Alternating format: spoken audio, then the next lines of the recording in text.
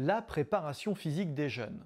Un LTDA à la française. Le LTDA, c'est le Long Term Development for Athlete. C'est vraiment le développement au long terme du jeune athlète. C'est un process d'entraînement qui démarre dès son arrivée en club, peut-être même avant d'une certaine manière, et qui va se poursuivre tout au long de sa pratique personnelle et de son accession au plus haut niveau. Il y a des vraies questions à se poser. Quels sont les contenus qui vont rentrer dans ce LTDA? À quel moment? Quels choix méthodologiques vont présider à ces incursions de qualité physique dans le parcours? Et in fine, quels exercices, quelles intensités, quelle dynamique de charge vais-je pouvoir appliquer à chaque instant? Ce sont de vraies questions auxquelles finalement on a pas mal de réponses lorsque l'on se penche sur les revues de littérature et les préconisations de terrain.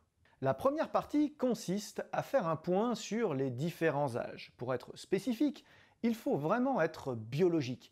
C'est-à-dire que si on veut adresser correctement les besoins d'un individu, à un moment donné, il faut prendre les préconisations chronologiques que l'on reçoit et les transposer, les ajuster, ne pas hésiter à prendre des décisions réalistes. C'est vrai qu'au-delà de la chronologie, on a cet âge biologique qui évidemment sera toujours un peu estimé, toujours un peu évalué au doigt mouillé, même s'il y a quelques repères pubertaires, la pilosité, la taille, la voix chez les garçons, la menstruation chez les filles.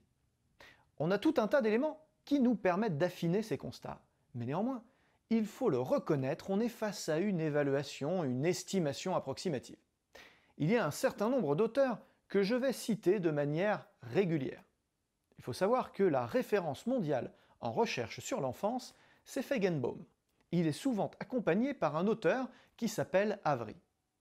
Il y en a d'autres. Je vous parlerai aussi de Malina notamment. Feigenbaum, c'est quelqu'un qui produit encore aujourd'hui énormément sur le sujet. Je vous invite à faire des recherches et à lire ses ouvrages si vous maîtrisez la langue anglaise. Deux joueurs de 17 ans peuvent effectivement paraître très différents en âge. À 14 ans, on peut avoir des différences de 23 cm pour 18 kg sur des moyennes larges. Là, ça vient d'une étude de Feigenbaum en 2008 où ils ont recueilli des milliers de joueurs nord-américains. En fait, c'est vraiment leur âge biologique qui diffère, c'est-à-dire qu'on va se retrouver effectivement avec des phases prépubértaires, pubertaires, pubertaire 1, pubertaire 2, où on va avoir des écarts très importants.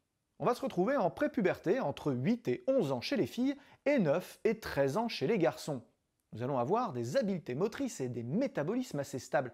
Globalement, on a un timing assez bon pour l'amélioration générale des habiletés motrices. À ce moment précis, ce que toute la recherche occidentale s'accorde à dire, c'est que ce n'est pas le temps de l'hyper-spécialisation. C'est le moment de généraliser les apprentissages et de se concentrer sur les habiletés motrices. Tout le monde n'est pas d'accord avec nous. Vous savez que j'ai vécu et travaillé en Russie. L'hyperspécialisation est immédiate. Le développement à long terme est immédiatement performance-driven, tout de suite sur l'accession au plus haut niveau. Le but du jeu, c'est qu'il soit champion du monde en cadet dès qu'il passe les 14 ans. Pour autant, ça marche aussi, il faut prendre un recul culturel sur ces données-là et se dire que c'est aussi adapté à notre sensibilité d'occidentaux, d'européens, ou même de nord-américains. On a une conception de la vie humaine qui est particulière avec beaucoup de place à l'individu, beaucoup de place à l'enfant. Ainsi, dans ce contexte-ci, peut-on de moins en moins imaginer basculer sur des méthodologies à l'ancienne. Ça évoluera peut-être avec le temps, mais aujourd'hui, on a une tendance clairement à la diversification des apprentissages. En tout cas, c'est mesuré comme étant efficace parce que nous aussi, comme les Russes, nous avons des résultats internationaux en procédant comme ceci.